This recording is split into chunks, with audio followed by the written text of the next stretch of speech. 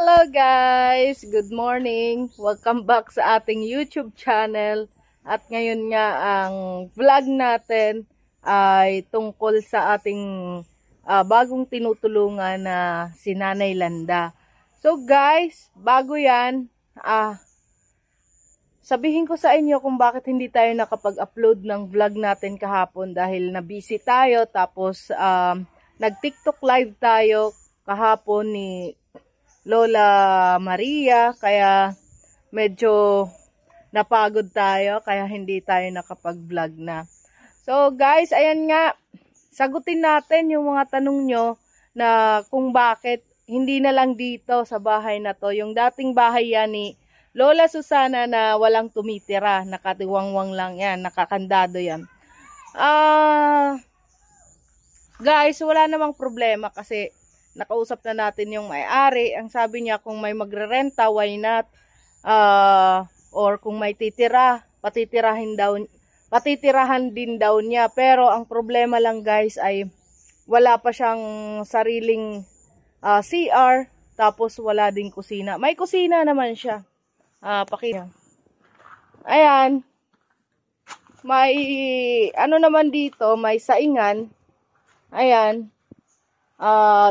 Ang problema lang guys ay wala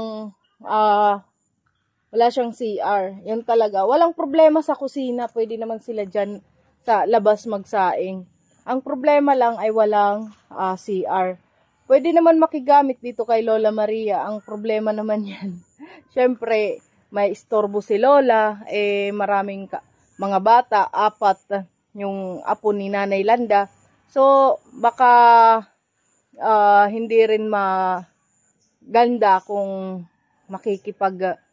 dito sila makiki-CR kay Lola Maria. Baka, syempre, alam nyo naman yung matanda, gusto niya, siya lang ang gagamit ng CR niya dahil ayaw niyang mapuno agad. Yun yung sabi niya sa akin. Ayaw niya mapuno agad yung tawag dito, yung sa septic tank niya. Kaya ayun, iniingatan niya talaga yung CR niya. Kaya tingnan natin mamaya kung anong magiging reaction ni Nanay Landa kung sakasakaling i-renovate yung bahay niya or magpapagawa ng bagong bahay nila. Pero bago yan guys, kailangan muna natin ng syempre budget para sa pampagawa ng kanyang bahay. Yun ang wala pa tayo nun. Pero hindi tayo, tutulungan natin sila na magkaroon ng maayos na tirahan dahil nakita nga natin yung kanilang sitwasyon, yung kanilang bahay ay kawayan lang, tapos yung mga dingding nila kurtina lang yung naka sa dingding nila para lang hindi sila makita siguro sa loob. So, titingnan natin guys kung ano yung magagawa natin. Pero tutulungan natin si nanay na makabangon at magkaroon sila ng maayos na tirahan. Kahit simple lang, at least may maayos silang tirahan, matulungan natin sila. So, ayun nga guys, yung ating update kay Lola Maria. Nandito tayo ngayon sa kanyang bahay at nandun siya. Kanina nagpainit daw siya kasi nakita natin na nagpapakulo siya ng tubig. Sabi niya nagpapainit daw siya para maligo siya. Kaya inaantay natin siya hanggang matapos sa kanyang pagligo. Nandun siya ngayon naliligo. Nandito lang tayo sa labas. So, ayun nga guys, mamaya pakita ko sa inyo si Lola para kumustahin natin, ha? Meanwhile, ayan si Lola, hindi pa pala naliligo. Uminom daw siya ng medisina niya. Yan. Kawawa naman. Mag-isa nga ulit siya ngayong umaga. Umuwi na yung nagpunta sa kanya. Hello! Sinamahan siya dito sa gabi.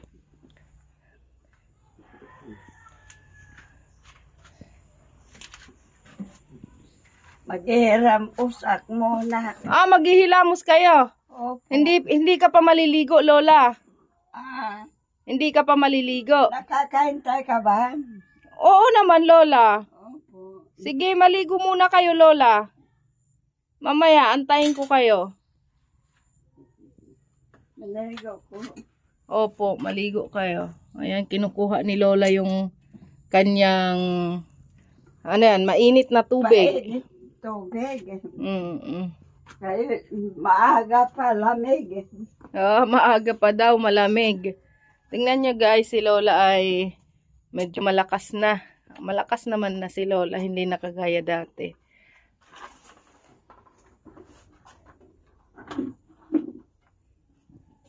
Kailangan nyo ng tulong, Lola?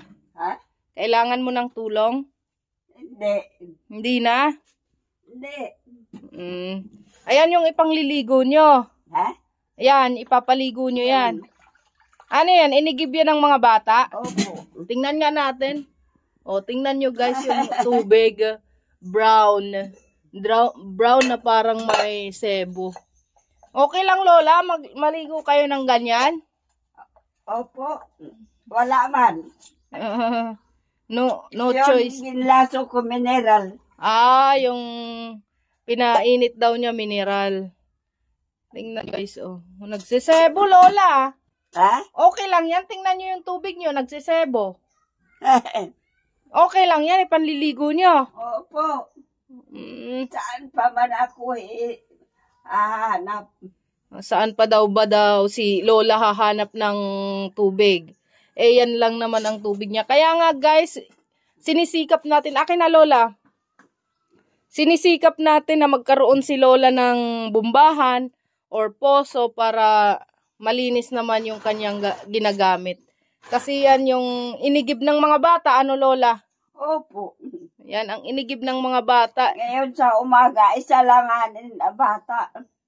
Sa umaga, isang bata lang nagigib sa inyo. Opo, yun lang ang binigay kay liligo ko.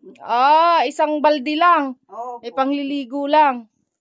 So, ayan guys, maliligo muna si Lola. Mamaya na ulit. 15 minutes later. Tapos na si Lola maligo. Ay, Ano na? Anong hinahanap, Lola? Laksuoron. Yung suklay nyo. Saan nyo nilagay? Dito lang. Bakit dyan? Dyan ba yung lagayan nyo? Sa ilalim ng karton? Yun, mga bata, dinadala. Pag may pumupunta dito na bata, Opo. dinadala. Dito, Lola, wala naman dito, Lola. Wala. Wala. Baka nalimutan ko. Saan yung nilagay?